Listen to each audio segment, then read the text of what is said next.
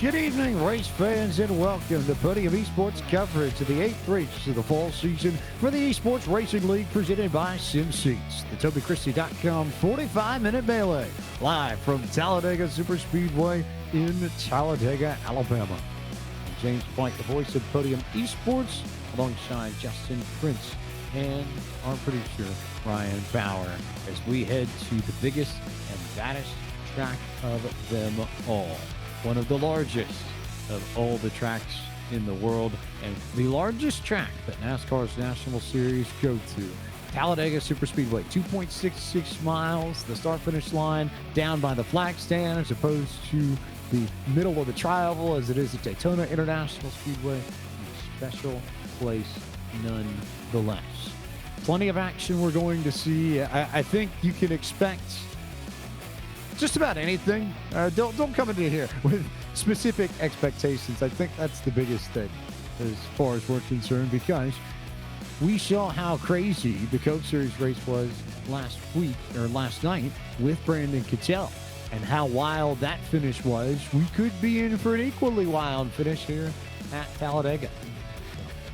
We'll have lots of fun and see who comes away with the victory, JP, and so much, I think. Here we're just talking about how you can't really expect anything because it is Talladega and there's so many wild cards in this, and I think nuttiness might be the only constant in all this.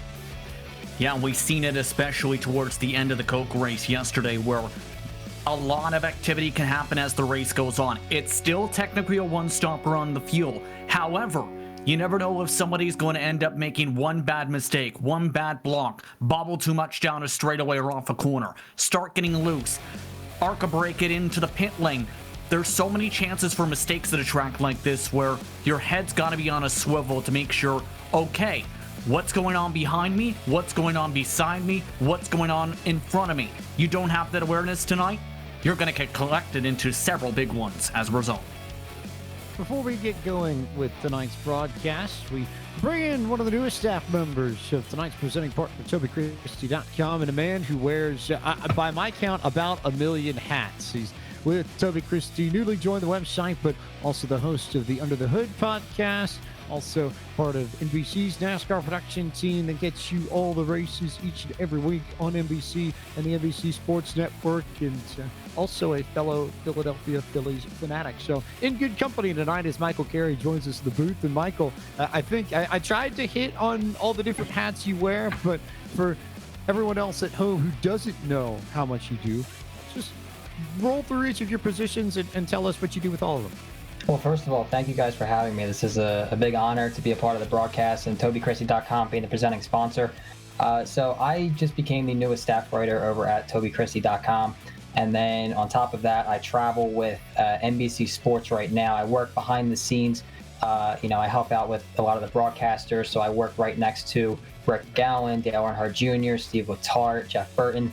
And, you get to kind of see the production side of things for a national sporting event. So I get to travel across the country when they need me. And it's a lot of fun. I just got back from Vegas, a very fun time. And looking forward to going to some more races soon. Didn't even touch on Under the Hood, and I feel like we'd be remiss not to talk. Well, on top of that, I do have the Under the Hood podcast, where recently we've been doing a designer roundtable where we talk with a couple of different designers. There's Harris Liu, who's NASCAR's graphic designer, Sean McGee, responsible for a lot of the Go Fast and the MBM cars, Ryan Daly, who touches on a lot of the Starcom racing cars, and Kyle Sykes, 28-year-old designer out of Wisconsin, who's touching around on Front Row Motorsports cars and a lot more cars that are on the way. Basically, we want to help out future aspiring designers.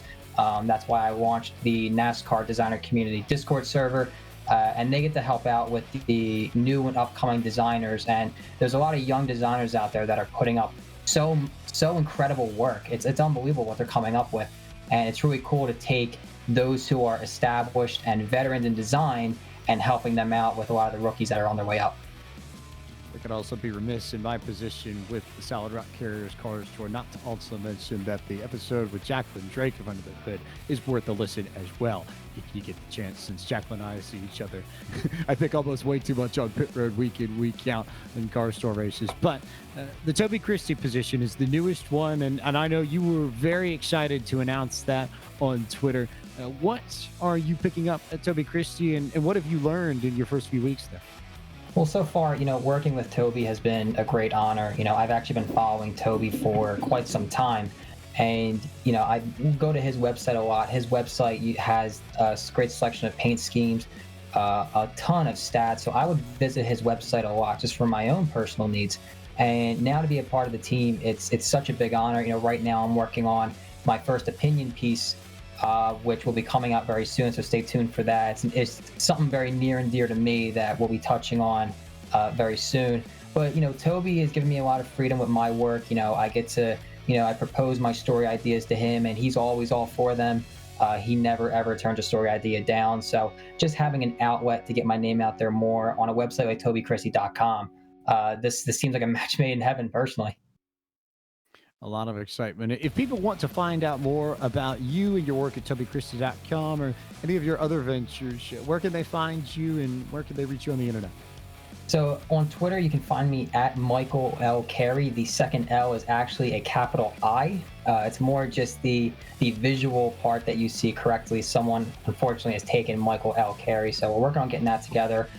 Instagram, the same way. You can search up the Under the Hood podcast on Apple Podcasts, Spotify, Google. I'm everywhere. And, on my website at TobyChristie.com, all my work is hosted there. Plenty, I think, to come from all of us at the podium and everything from Michael Carey. I know greatness doesn't quit. You don't quit either with everything that you put out. So, Michael, thanks so much for taking the time to chat with us this evening, and enjoy the show. Should be fun from Talladega. Absolutely. Yeah, looking forward to it, guys. Thank you.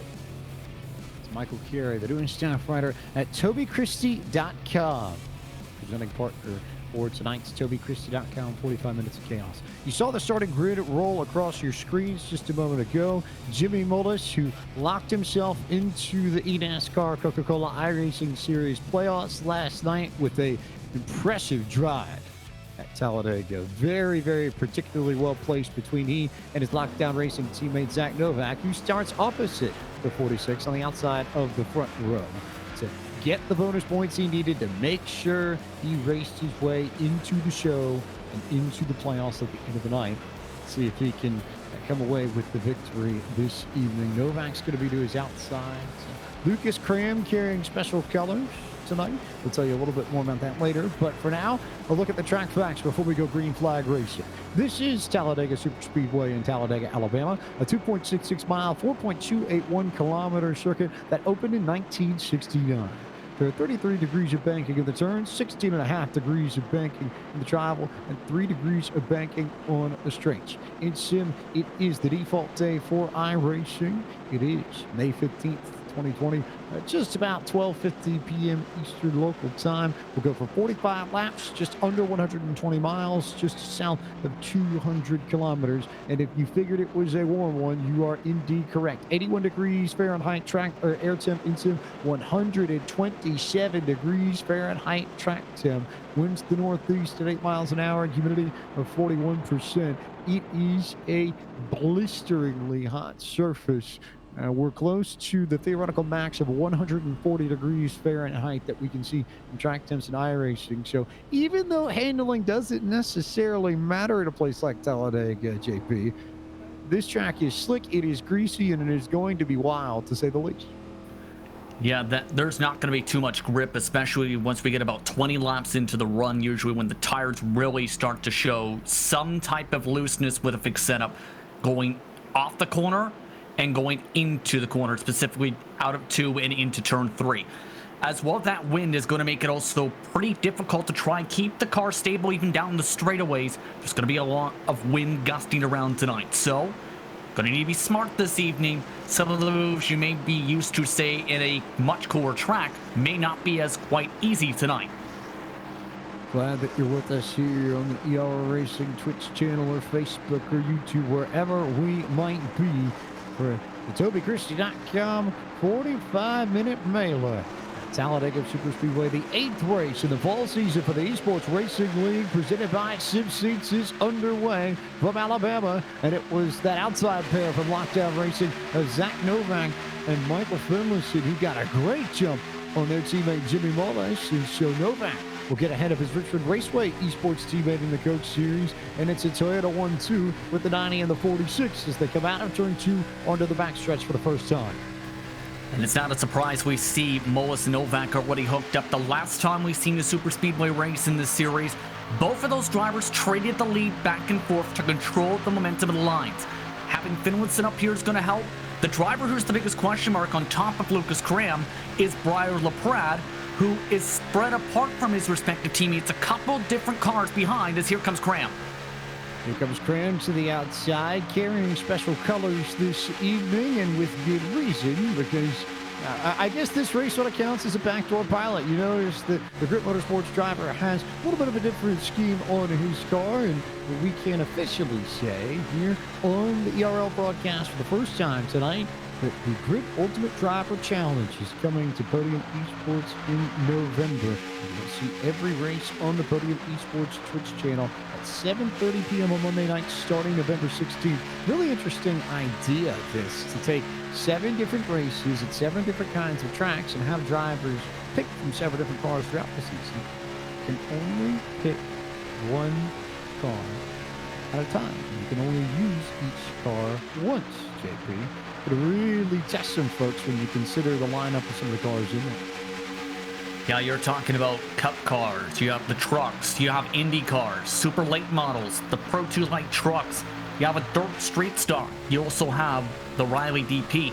Some of those may sound simple, yes, for tracks like Monza or Eldora or the Legends Oval, but it's not that quite easy because, as you can tell in your head, some cars are not going to function as well as some others, and you're going to be tested on some challenges in a lot of those races up towards the championship. I really want to see somebody run a Pro 2 light truck at Monza Oval just to have some fun with it, JP, because you know how nuts that would be. Yeah, I'm not sure how they would try and respond, say, for the Iowa Road Course if you try and put an IndyCar onto the Rallycross track. But it'd be something, all while Lucas Graham, by the way, is now up to the race lead in those colors.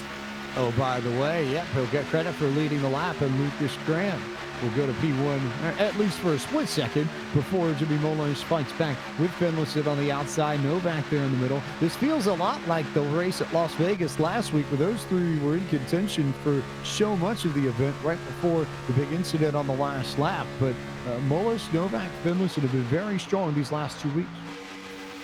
And I know drivers like Briar LaPrade were excited how that qualifying session went because a majority of the technical alliance mates qualified inside the top 6, including, when you count Christian Schauder, who does some work with them, on the pole. So their cars were quick, and some drivers said after the race on social media and in session, it was some of the best points racing they had seen from Mullis in a while. These drivers know how to play the super speedways and know how to work as a team, especially Novak and Mullis. It helps too when you have Finlayson and LaPrade who can try and help you as well. Veteran experience more than anything else, I think, is what we saw from Jimmy Mullis last night. He's been around the top of stock car sim racing for such a long time. A situation like that, you know what you need to do in order to make things happen. It was, I think, one of the best performances of the season that rivaled, I would say, his victory at New Hampshire, just in terms of executing the plan that he needed to come out of there with. And Jimmy Mullis in the Coke Series playoffs once again, and he will race for a championship starting in 2 weeks' time at the Roval at Charlotte Motor Speedway. We go road course racing to start the Coke Series playoffs. Lucas Graham is back in front. Novak, Mullis, Matt Danson now up into P4. The Australian fighting to the inside of Finlayson and Mullis looking for spots. And it's about the first, call it maybe 20 cars or so. And Anthony Alfredo, Brett Gardner, and Nick Miller, the final trio, before you start seeing the mean pack split up. And Ryan Kendrick and everybody on back of the 00 have hung out back. I think they're just trying to avoid the madness that they know is going to come up front. We talk about the big one and how little your reaction time has to be in order to avoid wrecks if we get one at the very front of this field, because you're just moving so quick and you're so bunched together. Something happens in front of you, it is almost impossible to react to save your car. And I think that's also why we just may have noticed there, both Mullis and Finlayson have decided, you know what, I'm going to drop to the back. They're electing to see how things play out, it looks like, because they might be noticing how crazy it's been getting at the very back of the pack, where it's been about 3 wide. And this is why you see drivers all the way at the tail end of the field try and back up. To put in the words of Ray Alfal, for example, last night, he couldn't see the leader in that race.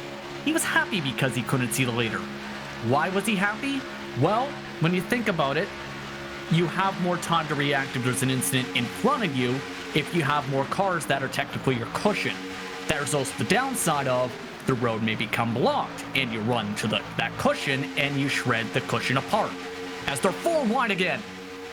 They are 4 wide a little bit further back, and Alfalo's answer eventually last night was to get to the bottom as Matt Bush's engine blew in the tri-oval and he made contact with just about maybe 4 or 5 cars in the middle of the field. I think that's what started that big melee at the very end of the race. Alfalo went down to the inside, snuck through it all, and secured a playoff bid, which I think is an impressive turn of fortune, given that last year he was competing in the Pro Series for the first time in a long, long time. I think he's come a long way in learning this particular package, this particular setup, and now we're back to seeing the standard Ray Alfalo of old, which usually contends for playoff spots and contends for championships. He does have 4 Cup Series titles to his name already.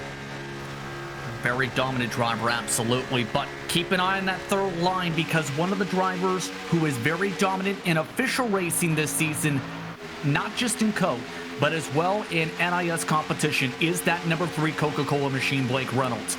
He can make some moves, and he's fairly bold with those types of moves. So is his technical alliance mates. Getting some help, in fact, here for Nick Miller to the front and taking Mullis and company with them. Blake Reynolds, who was victorious at Richmond Raceway 2 weeks ago, so he knows how to get it done in ERL competition. Also won at Texas in the spring. And certainly someone that you cannot count out. The Team Dillard Esports driver leading that outside line. Adam de Blasio in the middle now behind Zach Novak. And then the aforementioned Briar LaPrade out of Blingerman Esports that you talked about a little bit earlier, JP, in the mix there too. And how about the 9-car Nick Miller, who was about maybe 15th or 20th some 3 or 4 laps ago. He went to the outside. He's already up into the top 10 for SPG Esports. Yeah, some good improvement from him this season, and one of the drivers who needs a decent points run because it's been an up and down campaign for him. Also, one of the up and down campaigns for Mullis, 98 points back from the championship lead. Keep in mind, some drivers electing not to run tonight, like Colton Samp, your points leader, So this is a chance for some of the other drivers, if they perform well, like a Connor Horn, like a Lucas Cram, like an Anthony Burrows, among your drivers towards the front here, to be able to gain points if they can get a good finish at Talladega, and in turn, one of those drivers who may not be running tonight has a bad race in the final couple rounds. Good that you mentioned Connor Horn, because I wanted to point out that Horn in the 67 is the prime example at this stage of drivers who are sitting at the very back of this field and waiting for everyone up front to wreck. Horn is all the way back in the 33rd position on the racetrack, and well behind this group, almost at the very back of the end of the pack here. We still have the split in the middle, and they're 3 wide for about the top 20, and then it's single file all the way back, and Horn is just way back there waiting and waiting and waiting. We'll see him make his charge later, I would suspect, but wants no part of everything going on up front at his stage, does Connor Horn. Now the tough part is going to be from this point on though too, James, because technically we're inside the fuel window.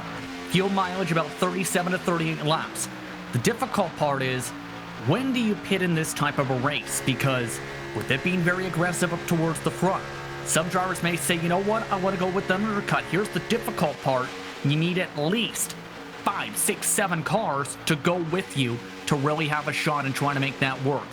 So that in turn may cause some timidness from some of these competitors, while others, once they see the pit stops, may say, you know what, I'm going to try and run it dry and see what happens, as a couple drivers are starting to report overheating on the top line. Miller specifically is letting cars go. Miller indeed is letting people go. Nick Miller beginning to drop back and slide well back into this pack and get a little bit of breathing room on these cars. And that's another issue we saw in the Coke Series race last night, where you're really pushing someone, given the standard tape levels, anywhere between 30 and 35% here at Talladega. You really only could push and go 100% as a pusher for maybe 2 laps at best before you had to back off the rear bumper of zone 1. Otherwise, your engine was going to blow. We heard that with Eric Smith and Brandon Cattell a good bit in the middle of the race. And I would guess they learned something, because it was those two who went 1-2 at the very end of the race for Slip Angle Motorsports, Chippy. Absolutely, and following along with the top line with some of the RSPG and grit cars lining up here. To get to that specific point, the fixed setup has 25% tape. That's a conservative amount to be able to push for an extra couple laps. The difficult part is, it's not just quite simple as, oh, I'm going to go full throttle and press forward. There's going to be cars potentially in front of you.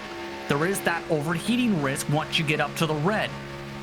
However, if you leave enough of an air bubble, depending on how you drive your car, you can cool it down from even just a quarter to half a car length away from the back bumper with this package.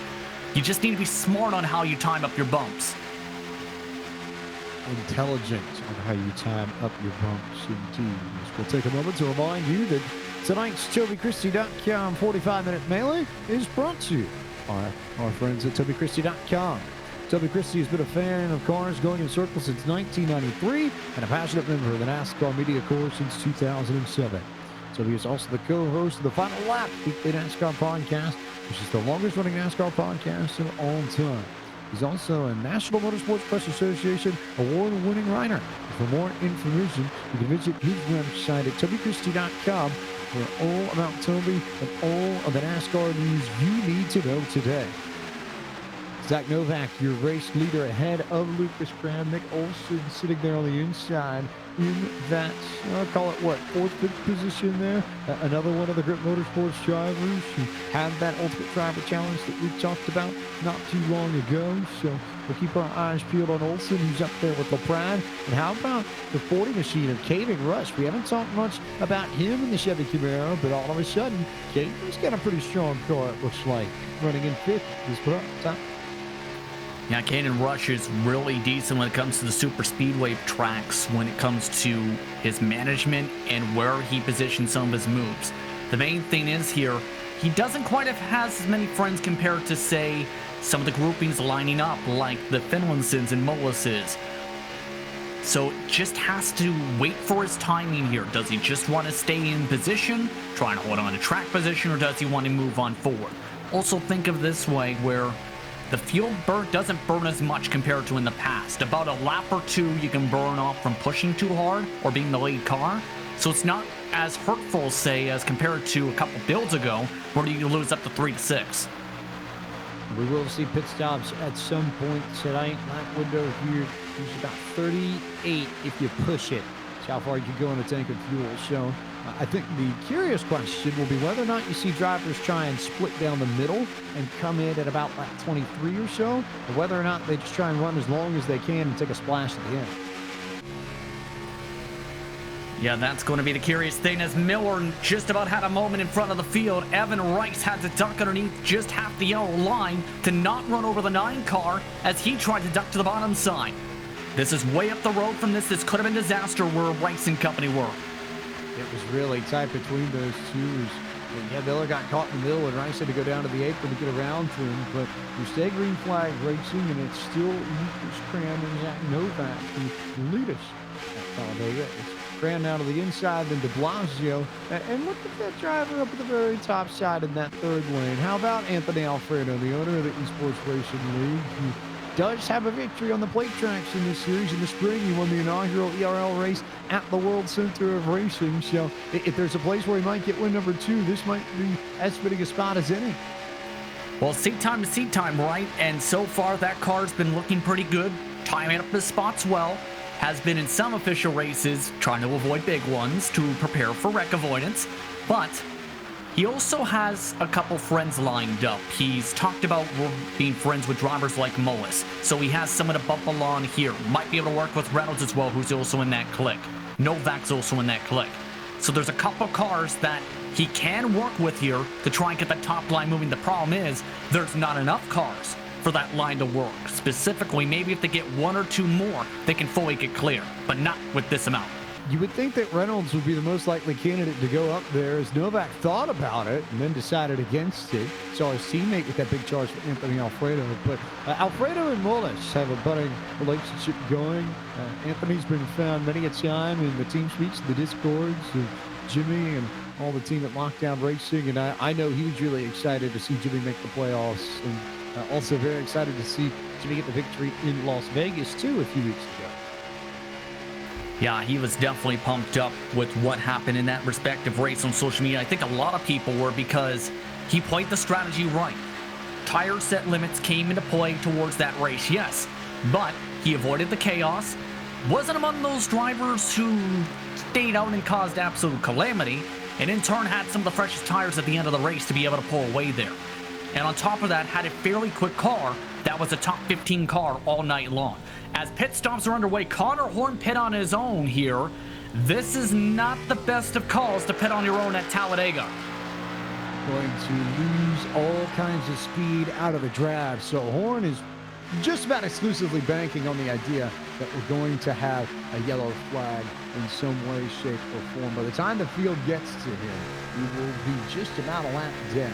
Leaders are over in turn 1. Horn is just now exiting turn 2. It won't be too long, I think, before the pack catches him. And Victor Scram will have to try and find a way around Connor Horn. And we saw how difficult it can be to get around lap traffic last night with Bob Bryant and Logan Clint, but it's something that everyone in this lead pack will be mindful of once they catch the 67.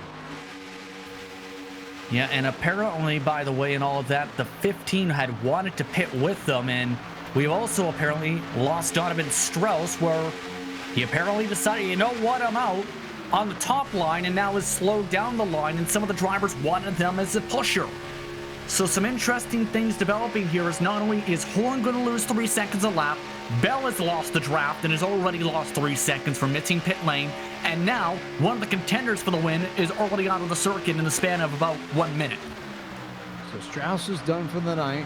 Horn is just ahead of this group, maybe about 4 or 5 seconds ahead of the leaders. And Bell, who did try and come in with him, has now lost the draft and is really beginning to slow down. 14, 15 seconds here. Bell is back of the race leaders. If he pits now, he almost certainly is going a lap down as they continue to close in on Horn.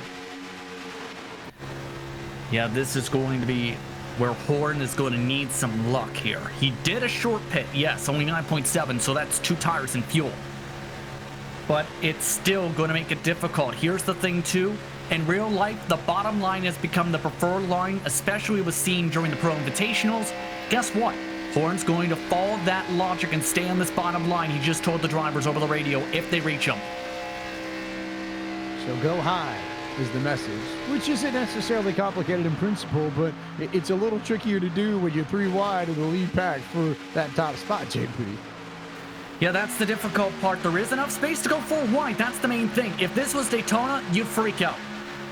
Now, they're going to have some space for them just to be for them to get up to the safer barrier, as long as people stay aware of, okay, there's a car going to be 15 miles an hour off the pace in the bottom here trying to get swallowed. It's an easy thing for the leaders to communicate with one another, but for everybody in the middle of the pack who can't see Connor Horn, you see that 67 pop out from the inside all of a sudden, and then it gets really interesting, because we should see that pass come somewhere down the back straightaway. Here comes Zach Novak with a head of steam on the 67, and they will roll right past him on the outside.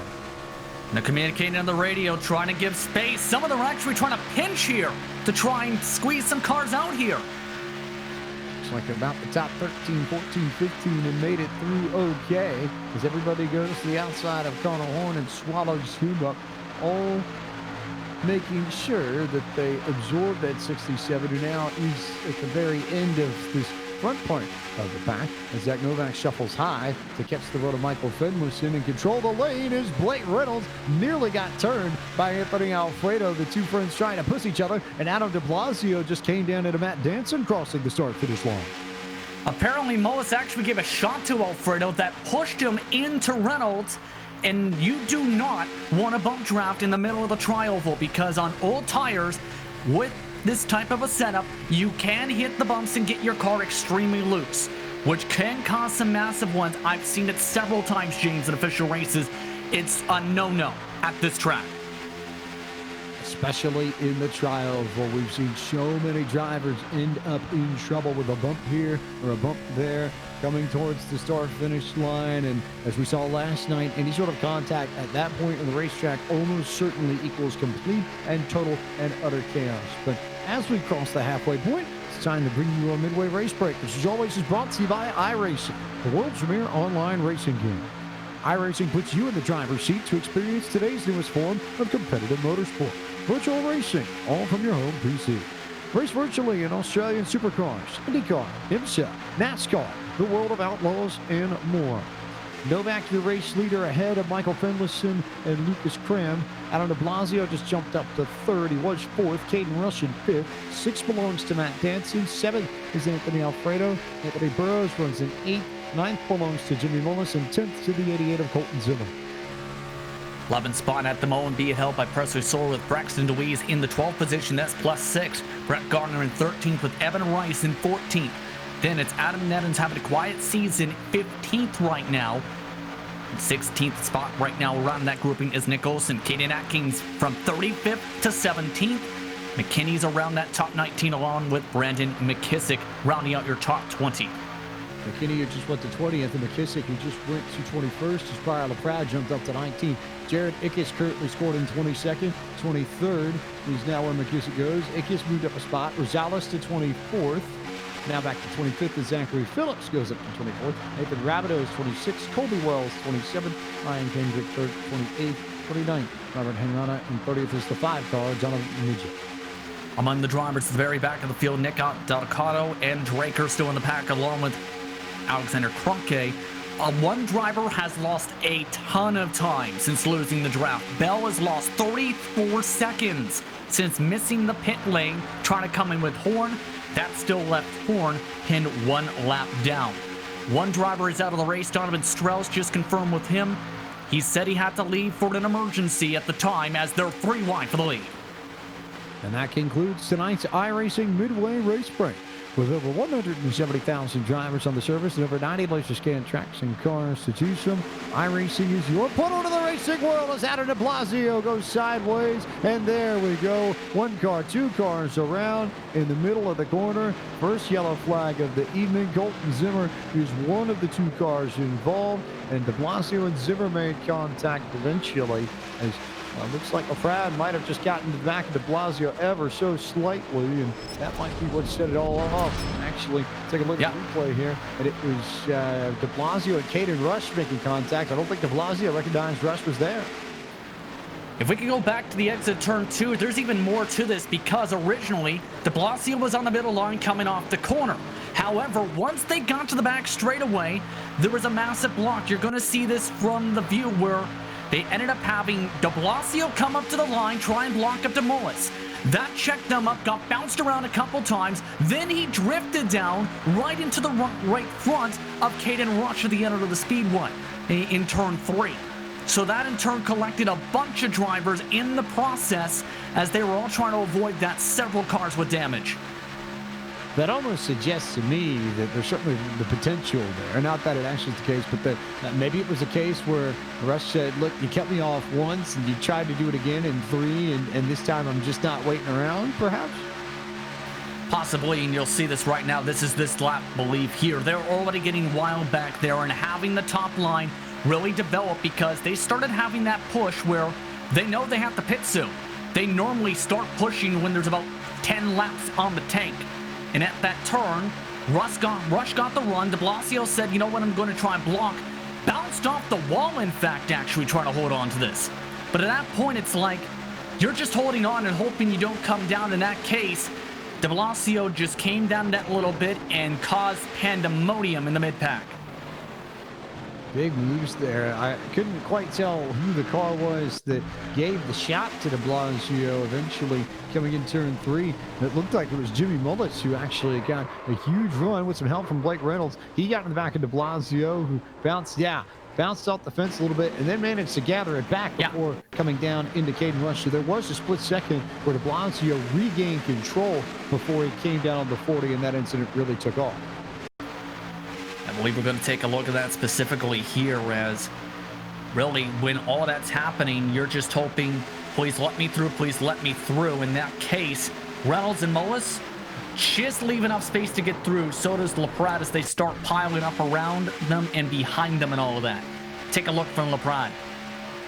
Wow, LaPrade had a very entertaining view of this. You see how tight it gets. You see him check up. He got into de Blasio just a bit. He may have ended up being the one to finish de Blasio off once he was sideways, but in either case, a very scary moment, and in particular in an incident like that where you see de Blasio sideways for a long time. By Talladega standards, he was sideways but not actually wrecking for about 3-4 seconds there, which is a rarity at Talladega. When someone's sideways here, usually they're going down into someone and the big one is starting up. Yeah, indeed. And now, because of all that, this entire field's been kind of flipped upside down because Rush is now the leader, it looks like. Atkins, Henrada, Reynolds, Dance in the top 5. So this is now where it's a sprint to the finish. 15 laps or so, maybe 14 to go once to get the green flag.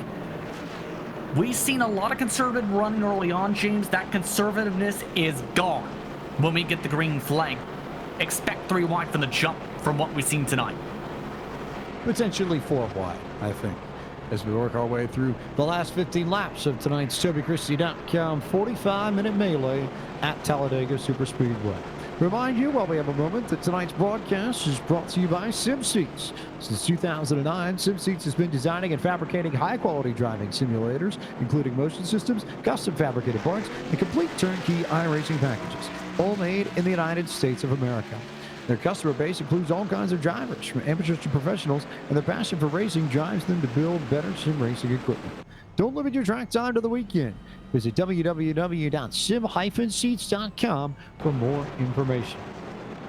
We also have a few events to tell you about in the world of iRacing as Rush comes down pit road for service and cedes the lead over to Blake Reynolds, who will be our leader when the restart comes on lap 32 of 45. 2 events to talk about over the course of the next week. A little bit of a breather compared to what we had, but still at PCA Sim Racing on Friday night. Round 5 of Series 5 from Circuit of the Americas takes place at this Friday, October 2nd at 7 p.m. Eastern Time on the PCA Sim Racing YouTube channel. Then head to twitch.tv/Podium Esports on Monday night for the on-site gas systems 199 for the Sim 500 Trans Service Cup Series at Talladega Superspeedway. That race you'll find at 9 p.m. Eastern Time next Monday night, October 5th at twitch.tv/Podium Esports. Still Blake Reynolds in front of this field and will lead them to green once again. A little lap earlier tonight. Then Danson, then Cram, then Novak, then Alfredo. Your top 5. Finlayson, McKissick, LaPrade, McKinney, Rosales. Your top 10. And that's Steven Rosales in 61, who we have not had the chance to talk about much at all tonight, but a very quiet and competent ride from the 61 who started 31st, JP, and is already up to 10th. He was actually one of the drivers who was practicing the very top line in the very early parts of practice with several drivers to get that experience to see, okay, how will this car react against the wall? He's had a very quiet season too, just 28th in the points. So this is the type of track, though, you have to think that you see these types of performances. Drivers you don't expect to normally see up towards the front can end up in turn. If they can play out the strategy right and think intelligently, they can win these types of races and pull off upsets. It's about to get interesting, though. Pace car off, 14 to go. Heading the opposite direction is Jimmy Mullis for Richmond Raceway Esports in Lockdown Racing, who started on pole, currently runs 24th. So the 46 has some work to do if he wants to get back to the front and see if he can help his teammates, Michael Finlayson and Zach Novak, who will restart in 4th and 6th respectively. As Reynolds takes off, we're underway. Lap 32 of 45 off and going. Dancing with that good run on top. The 90 of Novak with some help up there. Finlayson and Alfredo in the mix. LaPrade, a veritable who's who of streamers and personalities across sim racing in that outside line. And then Reynolds and Cram and McKissick, a lot of the ERL veterans down there as well. And they timed it up perfectly. Novak and Finlayson, in fact, did to bump draft, double bump draft, in fact, the back end of Danson. Don't blame Danson for taking the bottom, but this just gave the Lockdown boys what they want. And oh, by the way, Alfredo and LaPrade are also in that line. So now you have 4 friends / technical alliance mates all in a row with a chance to control the front. Alfredo's the only one that isn't technically locked down, but I have a feeling we're pretty much halfway there at this stage with the way he's been racing it and who he's been racing with as of late. So that's almost I think a Stuart Haas at Talladega a few years ago, where you had all 4 cars just absolutely controlling the race. You leave that outside to lock down like that, I wonder if they take it over the same way Stuart Haas did. I think there's a chance here as Mullis is now shooting at the back of the field, by the way, in all of this in that Coke car. Let's go to the front. There's only a couple cars on the 3rd line, so may as well try to get that line moving as McKissick's now moving on the bottom. Jared Eckes is the first one who peaked out there. Thought better of it, decided to come back in. So now, yes, go all the way back to Colby Wells in the 77 machine, carrying the Watermelon colors for Ross Chastain. He was out there too. They go back to double file again as Blake Reynolds just about got turned right in front of Zach Novak and just about in front of everybody there coming across the start finish line. That was a very scary moment for the 3 car. Just a missed-time bump, but that got Reynolds to the bottom car. The downside again is that middle line is moving. It was the preferred line, in fact, James, yesterday. It's the preferred line by many of these drivers now as McKinney and Eckes are now trying to make the top work again. It was the line that Brandon Cattell used as Nathan Rabideau goes around and the second yellow flag comes out of the evening. 1 car over on its lid, the 55 machine in trouble. That's Brett Gardner. And a few more cars torn up at Talladega, as I think we've entered the stage of the race where it will be cautions up until the end. But Rabideau was the first one that I saw go around in all of this. Looks like there was contact with the 5 of John Midget, as Rabideau was trying to, I think, get to the inside. Maybe Midget was trying to get down to the bottom, and they might have crossed lanes, but in either case, contact between the 2. And the 93 ends up going around right in front of Jimmy Mullis too, and there was nothing that Alexander Krunke could have done, not really anywhere for the 77 machine of Colby Wells to go. 1 more car that got swept up in all of this. That number 55 of Brett Gardner. Midget eventually came down the track and hit him and sent him spinning and flying up into the fence with the little help from Krunke. He ended up on his lid, so drivers at the back caught up in this, and we go back over the yellow with less than 10 laps to go. Yeah, just a big old checkup effect, essentially, because I believe it was with John, if I heard correctly, that Mullis said, let's go to the front. and wanted to go the middle 3 at one point. But just as I believe Midget tried to get off that gas, just that little tap we've seen from Moas just pushed him enough forward, right to the back of the Brabito he was gathering up. So just a chain reaction event as the 55 of Brett Gardner, he almost got through it until he didn't. Just about one of those unlucky victims where you go down low and you figure you're okay, you think you're okay, you think you're okay.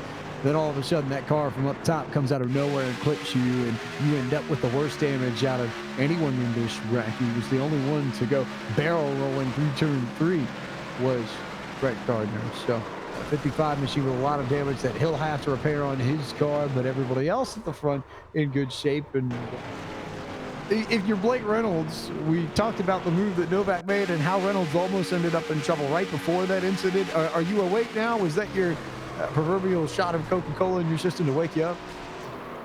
Well, he's probably had at least 15 Coca-Colas during the race with knowing Blake Reynolds and his love for Coca-Cola. But with this type of a wreck, it leaves less time now for many of these drivers to be able to try and fight for this win. So what we just talked about with the aggressiveness, it's going to be triple fold now. Heads up by Connor Horn, by the way, the very back of the field, try to keep the car clean and have a solid points night because, again, he needs to keep this machine clean and needs to also find a way to get up to Lucas Cram to hold on to what will be the provisional points lead. Cram running in 4th at this time, Horn in 22nd, but always the ability to sneak through a wreck if you're Horn and hanging at the back. Plenty of spaces that can end up going your way if things pan out the right way, and that's the one thing we're going to have to be mindful of as we carry on through the final few laps of tonight's TobyChristie.com 45-minute melee from Talladega Super Speedway.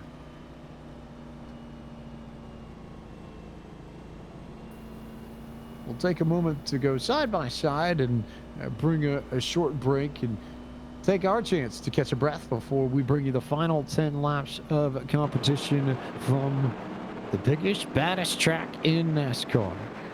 Just don't go anywhere. Stay right where you are. The final 10 laps of the TobyChristie.com 45-minute melee coming up here in just a moment on Podium Esports.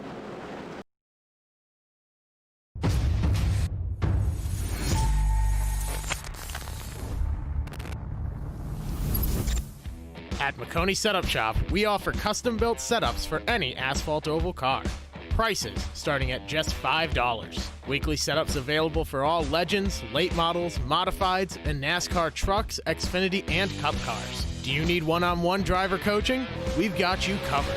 Visit www.McConeySetupShop.com and find yourself in Victory Lane. McConey Setup Shop, handling all your setup needs so you don't have to.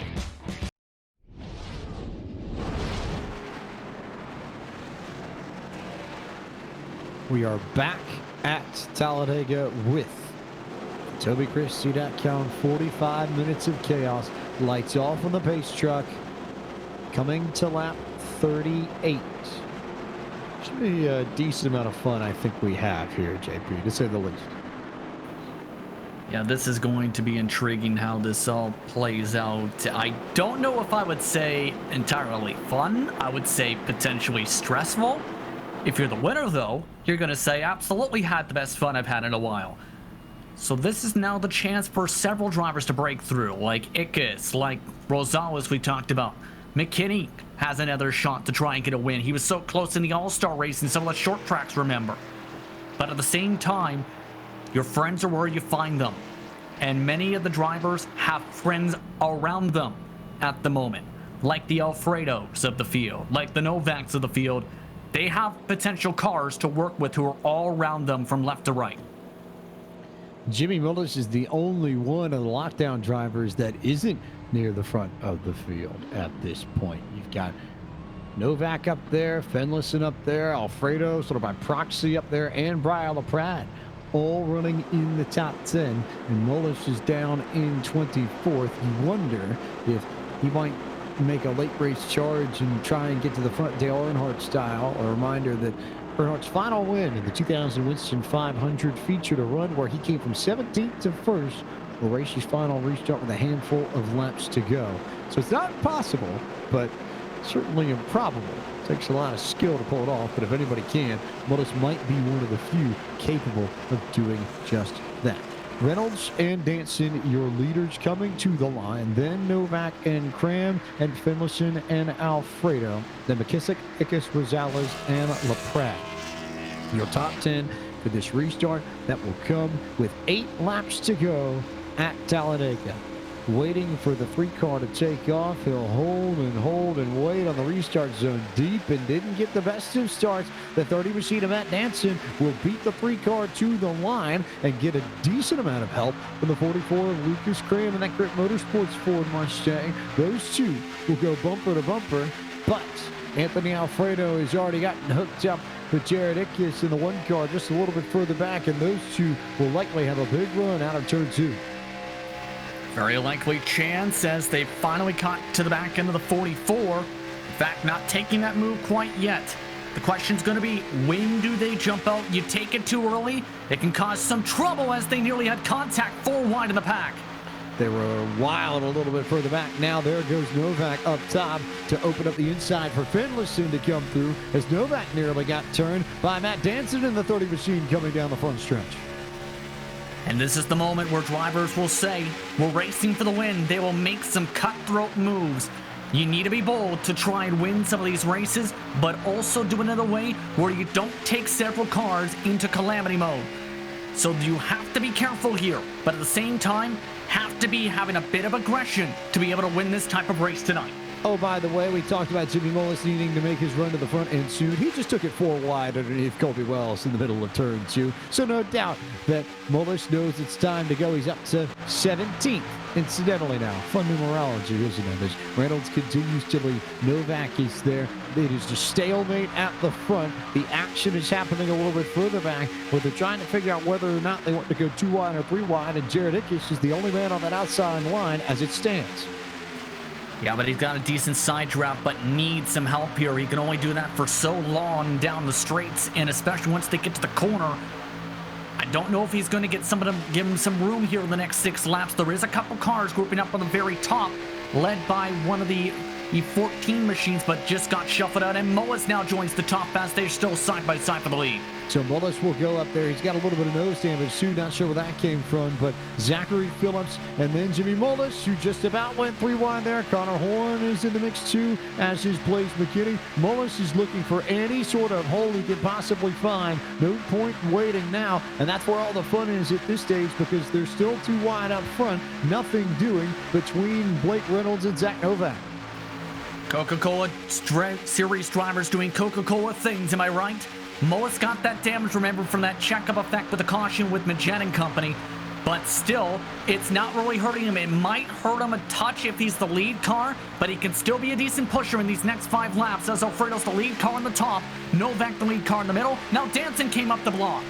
5 laps to go at Talladega. Here comes Matt Danson to make it 3, and properly 3 for the race lead with Anthony Alfredo in tow of that Sim-Seat Chevrolet Camaro. Ickes is there. Mullis is there. Looks like the 77 machine is up there in that field too at the very back. That is Blaze McKinney, who was so close at Las Vegas a week ago, but the calamity's not done yet. Danson nearly gets sent, does get sent, goes sideways. They go about 4 wide to try and avoid him and get underneath him. Ickes and McKinney just make it through there, and we're back to 2 again at the front with Novak and the 3-car, Blake Reynolds. Well, there's a saying, you block, you pay in that time. A little bit of payment there just about, and now Mullis again is going to take it 4 wide in the back of the field. He's trying to force and shuffle up the 30 car still. Trying as best he can and trying to find a way through. And yes, indeed, it will be 4 wide back there. Anthony Alfredo's going to drop underneath him, and Mullis just got sent like a top as the big one takes place in turn 4. Everybody up on their lid. It was oh so sudden, but big incident at the back half of the lead pack with a handful of laps to go. And this will ensure we get our first green-white checker.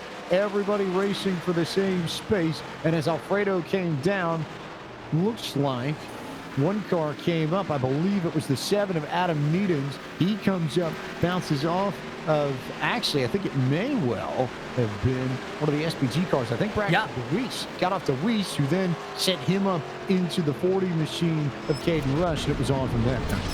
Exactly what happened there. Just that little drift up really from the 7, fed him the quarter panel, and in turn caused calamity. You could see why. He clipped a bit of the apron and was still clipping it a touch. With that little clip, it just pushed him up, and right there, just ends up collecting everyone, and just once that bubble happened, nowhere to go. It's about 15 or 20 cars caught up in all that. Jimmy Mullis had the worst ride of it, was immediately upside down off the fence and on his lid within maybe about a second of that wreck actually starting, and I think eventually he came to rest somewhere over in turn 4, but don't think he ever did come up. Yep, stayed on his roof the whole way through. For about 15, 20 other cars involved in that. Jared Ickes was involved. Matt Danson got caught up. Blaze McKinney picked up damage. Nick Miller was in that mess. Evan Rice got involved. Zachary Phillips was there. The 09 of Malachi Drake collected some damage in that. Alex Bell was involved.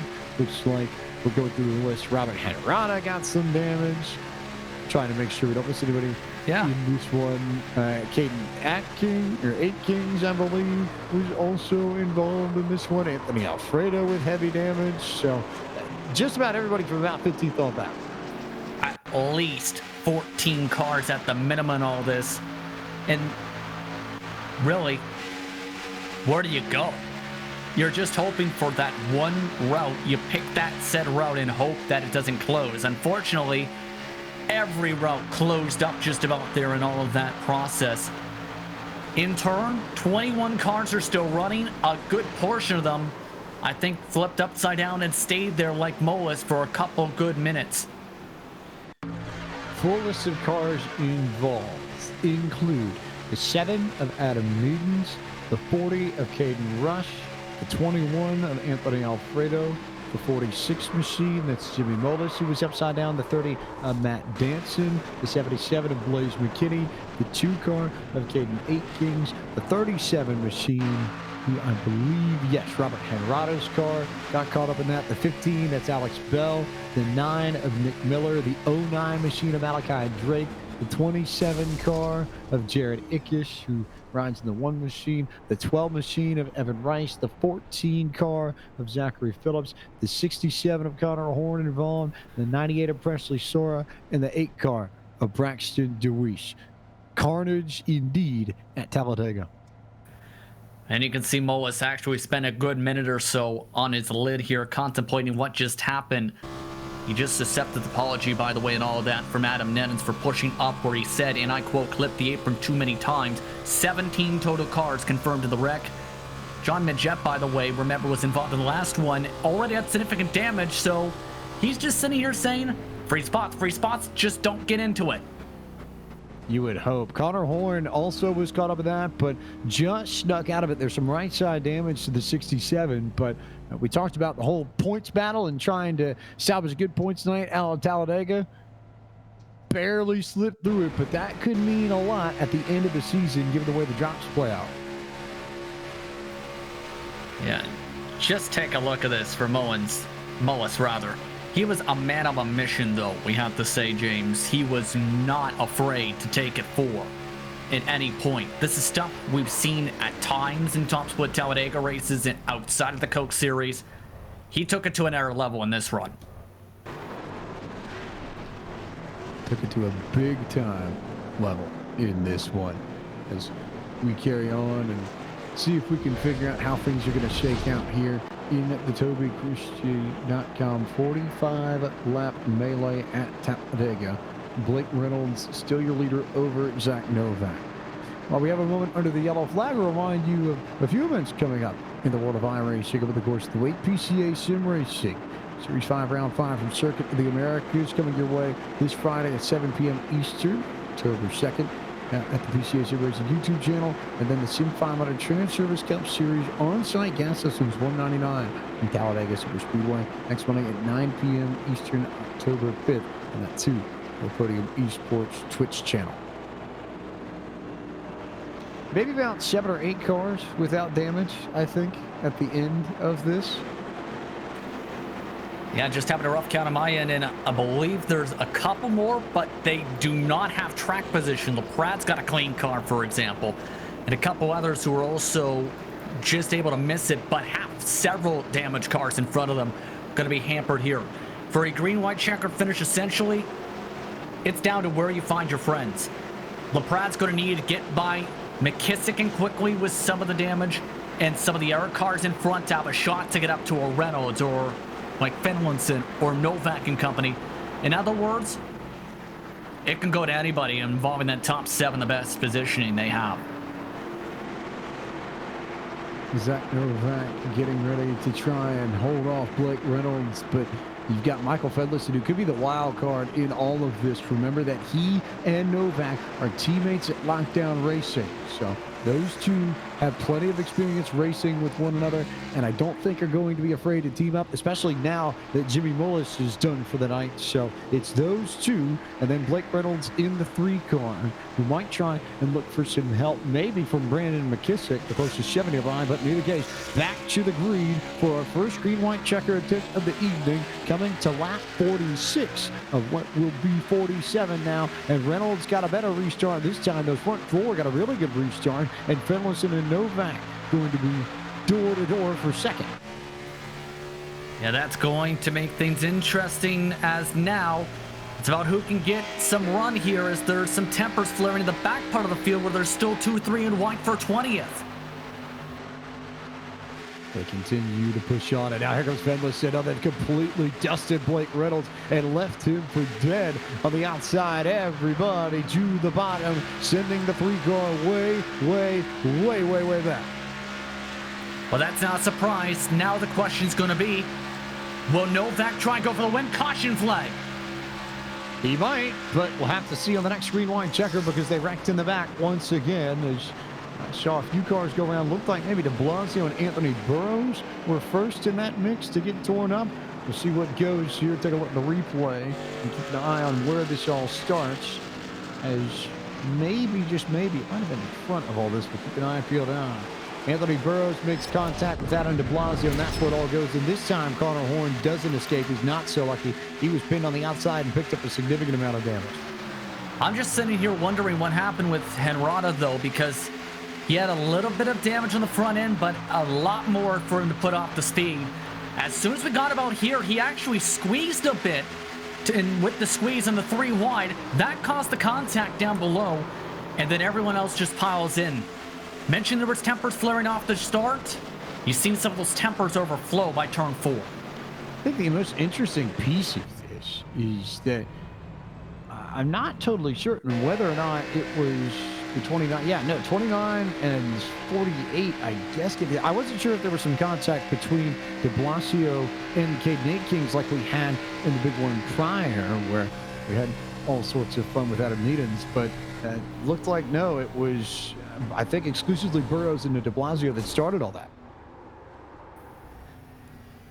Possibly, but some cars just completely pounded in like Rabideau right there, and now the modified class is about half the field, let's put it that way. But in turn, allows the leaders for a chance to reset. Here's an air look with all of this from the mid part of the field. These were some of the clean cars, mind you, who were marring all those drivers with damage. And now that leaves us with maybe about 7 cars still, I think. I wasn't sure if there were any that were hanging in the back that were clean, but it is pretty much up to Steven Rosales, and then Deweese, Bell, Sora, maybe Ryan Kendrick in the 00. I think he might be another clean one in all of this. We'll take a look and see if that is the case. Yeah. So Kendrick and maybe Nick Delicato in the 16, and Colby Wells in the 45, I think, got his car for the most part repaired. So a few cars towards the back that could make a charge through these damage machines if they can get lined up. I'm still going to say this. I'm not sure why the 37 was squeezing that hard there. Maybe you thought Connor Horn was going to get a bigger run, but you still need to have situational awareness in all this. As a result, several more cars are out, like Atkins, like Miller, several contenders are going to have some massive shocks to the point standings by the end of the night as a result. And yet there is that one drop that you can use in order to balance out your points. So you would imagine this is probably where Connor Horn's going to use his and see if he can. Well, actually, no, take that back, because there was the Michigan race that he qualified for. So that's where that one's going to come. So this is going to stand no matter what. So certainly it's going to hurt the 67. And I guess then if Lucas Grant can keep it together, he really does stand to gain a lot tonight so far as the points are concerned. Yeah, depending on how things all shape out, 100%, Cram is in the driver's seat to, at the very least, evaporate the lead, as if that was to just tap the wall. Not certain if Finlayson tapped the wall or not, but yeah, just sort of hanging out there and making sure. It was close. It was really close. So maybe tweeting or a little bit occupied behind the wheel. We know we've seen that in real life with. I think now he just scraped it. Now I think he might have. It was tight, very tight. I'm not sure what he's trying to do here, but if you want to damage your car for a super speedway race, go right ahead, but I don't think your helper Novak's going to appreciate it, as he's now having a kid go fit on the radio because, yes, indeed, he scraped the wall. Scraped the wall, but maybe a hairline of damage to the right side of that 14 machine, if that. So apparently he's drinking pop, is what he just told the drivers, and he's taking the top too. Man drinking pop takes the top. Yes. It makes sense. Come on. I'd just say something there. That was halfway decent. Either way, it's going to be fun. This is going to get wild again. Still 2 more attempts at a green-white checkered if anything happens at this one. Michael Finlayson has picked that top lane, so you wonder if Finlayson and Novak have some sort of game plan here.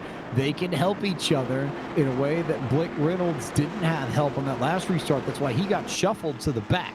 So prime position for the lockdown racing drivers to control both lanes and try and keep everyone else at bay. However, if you are behind this group, with the exception of Briar LaPrade, who's also part of the lockdown stable, I imagine if these two sit in the middle, the bottom of the middle lane, that everybody else is going to try and go all the way up to the wall, and there may be enough cars up there that maybe Finlayson and Novak can't hold on to the lead after all. Who knows? At the very least, I think there's going to be the count to get Finlayson by the time they get to the stripe to be able to let him down to the bottom and control that moment. It's about everything else, though, where you have Reynolds, you have McKissick, you have drivers like Sora, Rosales, Cram. Those are the wild cards here where they may pop out at any moment on the last lap to try and fight for this. In other words, you can't really predict how things are going to fare out until probably the final corner. We will work towards the end and see what happens here as the lights go off the truck. And Zach Novak and Michael Finlayson will lead us to the green flag. Novak and Finlayson, both in Sunoco Racing colors, will be the two to bring us to our second green-white checker attempt of the evening. One more available if we need it here in a bit. But all lockdown racing on the inside and the outside. Waiting for green. Waiting, takes off. A great restart for Michael Finlayson, who immediately is going to jump out, and I suspect maybe jump down in front of Zach Novak. So lockdown's got those first 2 spots, then it's on everybody else to try and go high. As, oh, look at that. Brandon McKissick tried to slam the door on Lucas Cram, and Cram was having none of it. So the 24 goes at the racetrack, and maybe now Brian LaPrade will get the run.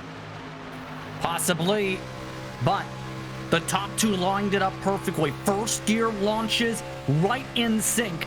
And now LaPrade's trying to start a second line to get up to his technical alliance mates. It's either the best thing or the worst thing for everybody else in this group, because if LaPrade gets up there and it's locked down 1, 2, 3, it may well be race over. What is Lucas Cram going to do? Last minute block, gets bounced out of the way. He came up too late. So now here comes LaPrade, and it is locked down 1, 2, 3, as we should get the white flag here. Cram will slide back in line. McKissick gets bounced to the inside. 1 lap to go in the TobyChristie.com 45-lap melee at Talladega. And this isn't over yet because Rosales is now the mixture in all of this. Where does he choose to go? I think he's trying to help LaPrade here and hope he gets a push here.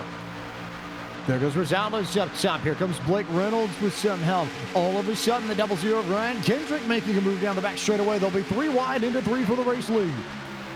And there's the move to the bottom side. This is what Rosales was looking for. Get the push and try and win this race. If there's enough momentum, he might be able to get in front of LaPrade here, but he's outnumbered on the bottom.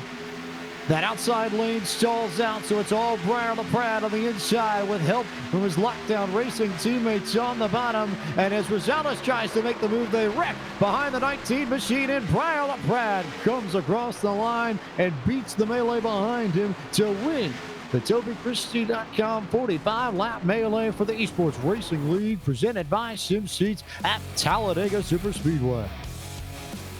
Well, that was a crazy finish, was it not? But just how it was drawn up by some of these drivers, exactly how I think in part how things were wanted for the bottom line to give enough speed to help whoever was leading the bottom line at that specific moment. In the end, though, I don't think they were expecting the front stretch to be that crazy. There were about 5 different wrecks on the front straightaway that we will need to go back and watch. It all started with Lucas Cram and Steven Rosales. Blake Reynolds tried to get underneath Cram, and I think Cram couldn't quite get lined up on Rosales, and he turned Rosales down into Zach Novak, and it was on from there. Exactly, and we mentioned it, bump draft in the tri-oval. It leads to a lot of trouble in that case. Novak gets flipped up, and the guy who started that lap in 7th finished in about 2nd position. Blake Reynolds, that driver, as he had to duck a car in all of this. Take a look. Blake Reynolds had an impressive run through all of this because everything took place right in front of him. We're right on board with the 3 car here. And as they come through the driveway, you see him right behind Lucas Cram. There's the contact with Rosales that sends him sideways. So Reynolds ducks down to the middle. Then Fenlison spins in front of him. You don't even see the car that flips right into his inside. It was on board, but he almost got cleaned up. I think that was Nick Delicato in the 16 who almost made contact with the 3 car, but they end up somehow making it across the line, and Blake Reynolds comes away with a runner-up finish ahead of Ryan Kendrick, who bided his time all night and gets a P3 to show for it. Yeah, just absolute calamity. But like I said at the start, you find your friends where you find them, and that was the case. There were a lot of friends up towards the front as well. You also need some luck at Talladega. A lot of the drivers finished in the top 5 got a heck of a lucky with how things got crazy at the end of this one. Got very lucky, got very crazy at the end of it. It's time to bring you your full field rundown and tell you where your favorite driver finished. Briar LaPrade, your race winner, believe for the first time since Homestead in the spring back in March in ERL competition. Blake Reynolds finished in 2nd. 3rd was the 0 of Ryan Kendrick, and Nick Delicato finished in 4th. 5th was the 15 of Alex Bell. Colby Wells finished in the 6th position. 7th was the 24 of Brandon McKissick. Michael Finlayson finished in the 8th spot. 9th was the 40 of Caden Rush, and John Midget comes home in 10th. 11th spot tonight ends up in turn going in the direction of Adam Neddens, with Nick Olson coming home in 12th. Presley Soren in 13th, with Evan Rice, Malachi Drake, and Braxton Louise among the drivers, about 4 and 5 seconds behind the checkered flag winner. Blaze McKinney finishing 17th that crazy final few laps. Among the modifieds, Adam de Blasio, Zachary Phillips, Steven Rosales, who had a shot in the final corners, then got flipped up into the sky. Lucas Graham finished in 21st. 22nd was Robert Henrata. Colton Zimmer was 23rd. 24th went to Nathan Rabideau. Anthony Burrows was the last car on the lead lap in 25th. 26th went to Zach Novak. 27th to Connor Horn. Nick Miller, Caden Aikens, and Anthony Alfredo complete your top 30. Matt Danson had a shot in this race, ended up having trouble for the second to last caution flag, ends up finishing in 31st. Mullis, he was really aggressive after losing track position and getting nose damage in that check-up effect that happened with John Midget. He finished in 32nd after contemplating everything that's happened tonight while upside down for a good lap and a half. Jared Ickes, Brett Gardner, Alexander Kroenke, Donovan Strauss among your DNFs. Take a moment to bring in your race winner. It is Briar LaPrade. And the 19 machine for Burton Kligerman Esports, the Ledford Billiard Supply car, comes to a winner tonight. And simple question here, just from the wheel and from your perspective, what did you see in those final few laps, especially after that last restart? Well, clear track. That's I think what got me the win there, and someone committed my bumper, and that was Steven behind me there. So I think that really helped out, and then just trying to maneuver and hopefully not end up wrecking, and we didn't wreck. Got ahead, clear track, and someone behind us and a little bit of luck, so that took us to the front. But yeah, just that's crazy. And then watching everybody off of 4. In my mirror, I thought for sure I was going to get past with the run on the outside, but I stayed committed bottom and didn't move around. So yeah, it worked out. Got a little luck and everything, so I'll take it. And ultimately it was, I don't necessarily know if it's gamble, but it's a calculated call that you have to make if you're in that position. We saw how quick the middle was, especially last night. That's what Cattell and Eric Smith used to win the race. But if you go to the bottom, I guess you're banking on something happening behind you to where they won't get a run on the outside, and you're just making sure you cover that run coming out of forward that Zach had? Yeah, it was just, I don't know. It was just whatever happens off of 4. I think it was the lap before the white flag when we got the green, or the white flag. I don't know. I can't even think. But it's either sit behind Brandon off of 2 or make the move and get aggressive. And luckily, like I said, someone stayed committed with me. It's Steven. And we ended up just moving up to there. And I was just thinking to myself, man, if I stay down here, I'm probably going to regret it because the bottom doesn't move that much. And yeah, if you stay on the bottom, you're pretty much just banking on something to happen. But yeah, just ended up moving to the high side, had momentum in my hands, and played it right. Now, there's a certain 8-ball to the lower left rear, shall we call it bumper of your car? Not really quarter panel because it's on the back side.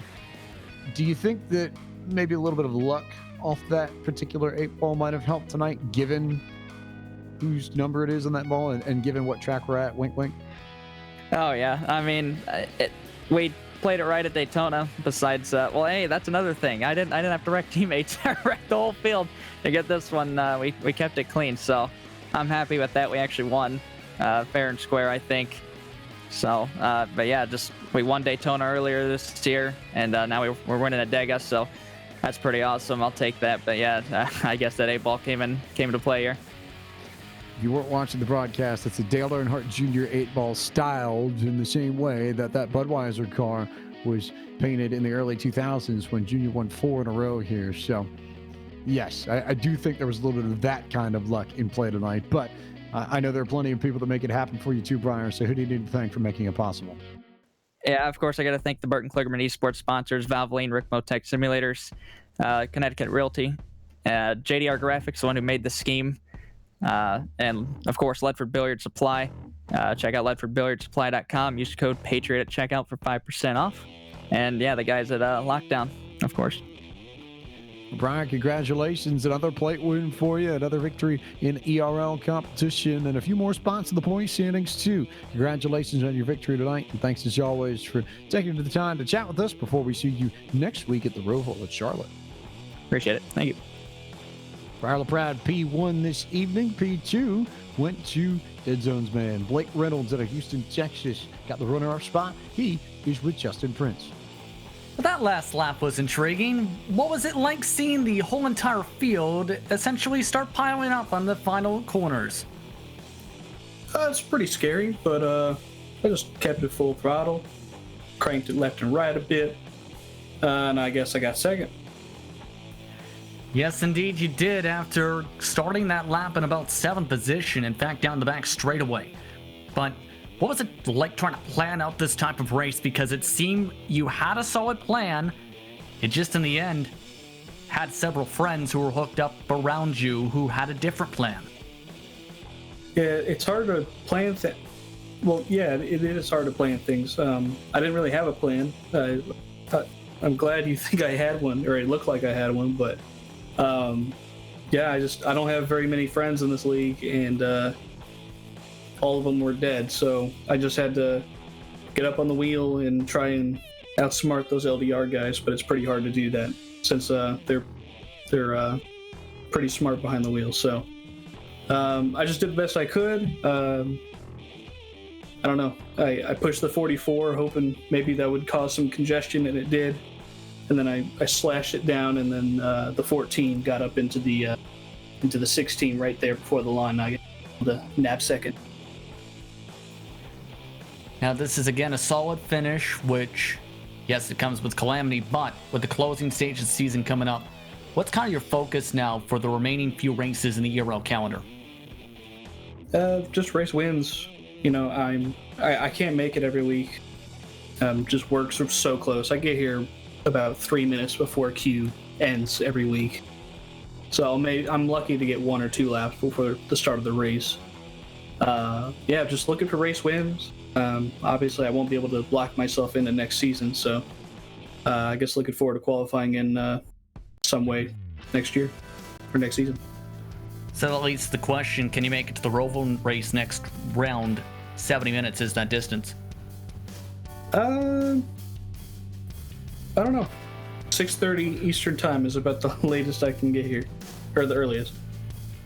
The reason I ask is, what do you expect for that race, since it's also a lead up to your first playoff race for this season, for this year's postseason, where you're still fighting to keep inside the top 20. Yeah, that's certainly practice. I'm going to be turning thousands of laps probably, if not hundreds, thousands. Yeah, I'll be running A Open, A Fix, NIS, ERL, anything that can get me some more laps on the track and the car combo. You'll probably see me doing that. Anyone you want to thank for your run tonight in that Coca-Cola machine? I'll thank Team Dillon Esports, Coca-Cola, of course, Beneath Peril, StockX, Sparko, Realtree, Austin Dillon, and everyone at Team Dillon Esports that gets this thing moving. Congratulations on the second place tonight. Thank you. Blake Reynolds, and a few words coming home in P2 tonight, James. P3 went to the Double Zero machine. That was Ryan Kendrick, and Ryan started in 28th, finished in 3rd, and we mentioned it in the broadcast a little bit. You just hung back all night, didn't even bother trying to race up to the front until the very, very end. You come away with the podium finish out of all of this. So walk us through your strategy throughout the course of the night. I mean, my other SPG teammates, they were trying to make something happen in the front. They were working together, and I just wasn't really comfortable running up there that early. So I just kind of hung in the back the entire race, made it through the wrecks, and somehow I ended up being the only SPG car at the end without damage. And yeah, just kind of went with it, and then made it through that last tri-oval wreck, and then somehow came away with 3rd. You sneak away with P3. That last lap in particular, you were part of the big group there that made some of the runs happen for the leaders. So just walk us through the final restart too, and what you saw from behind the wheel. Yeah, I knew like the next couple of rows in front of me were with cars that had some damage. So I knew that I just had to get past those as quick as I could. And then once I did, I got a big push from Indelicato, and me and him were able to get to the lead pack. They had maybe gapped us by a couple tenths. And then at that point, I just tried to go 3. Indelicato, I thought he was going to go with me. I think he went back to the middle.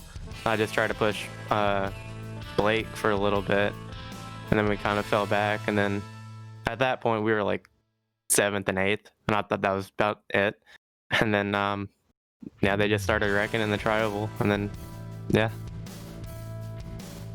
Plenty of wrecking in the tri-oval and plenty of good results for you at the end. Who do you need to thank for making tonight's run possible? I want to thank Anthony Alfredo for putting this league on, you guys for broadcasting, and everyone at SPG Esports, all my teammates that I've worked with all season. Ryan, on behalf of everyone at Podium Esports and the Esports Racing League. Congratulations on your podium finish. And thanks as always for taking the time to chat with us. We'll see you in Charlotte next week. All right, see you guys. Ryan Kendrick P3 this evening. Justin Prince, your thoughts on what we saw at Talladega? Welcome to Talladega Night Racing is the first thought. Second thought is it went kind of the way we thought it potentially could, where teamwork came into play. We were expecting potential craziness that came into play. The middle line was also a major factor tonight, where several drivers wanted to be to the point where they were trying to squeeze cars out to the very top of the racetrack, even in 3-4 wide situations. It played out how almost similar to Daytona, but also different in a way that there was more space, of course, with the bigger track and more lanes, so there's more room for drivers to make moves. And similar to Daytona, a very crazy finish. Keep in mind, with things shaping up with the points, Connor Horn just barely, after this nightmarish night, James, took the points lead in all of this, right over Colton Salick, with Bell, one of the drivers who survived the big one, James, up to third after being as far back as the 20s this season. Worth noting that of your top 10 finishers, all but 2 of them started outside of the top 10. So, place is nothing but a number. Qualifying is, to some degree, I think, nothing but a number here at Talladega. And at the end, Briar LaPrade gets the victory in this TobyChristie.com 45-lap melee at Talladega Superspeedway. A few events to tell you about coming up in the world of Podium Esports and iRacing over the next week. 2 in particular. The first is Friday night, PCA Sim Racing, Series 5, Round 5 from Circuit of the Americas, Friday at 7 p.m. Eastern, October the 2nd is the date on your calendars. You can see all that action on the PCA Sim Racing YouTube channel. Before Monday night, it's the Sim 500 Trans-Service Cup Series, the on-site gas systems 199 at Talladega Superspeedway. Next Monday at 9 p.m. Eastern Time, October 5th. The date for your calendars on that one, and twitch.tv/Podium Esports, the place to be for that event. Briar LaPrade picks up his second restrictor plate win of the season, and we now turn our attention to the Roval at Charlotte Motor Speedway next Wednesday night, 7:30 p.m. Eastern, October 7th. If you need to mark a date, the ERL Racing Twitch channel, Anthony Alfredo's YouTube channel, and Facebook, some of the places you can catch the next event for the Esports Racing League presented by SimSuites. But from Talladega Superspeedway, it's time for us to say good night. So we will send you off and send you to Garrett Smithley in just a few moments. Francisco Escalamuza, Gary Sexton, and John Theodore at Podium Esports, Anthony Alfredo, Chris Mulholland, Zach Johnson at the Esports Racing League, and Josh Mendoza too. For my colleague in the booth, Justin Prince, and for our producer, Ryan Bauer. I'm James Pike, the voice of Podium Esports. Thank you so much for watching tonight's broadcast, and we look forward to seeing you next Wednesday night from the Roval at Charlotte Motor Speedway.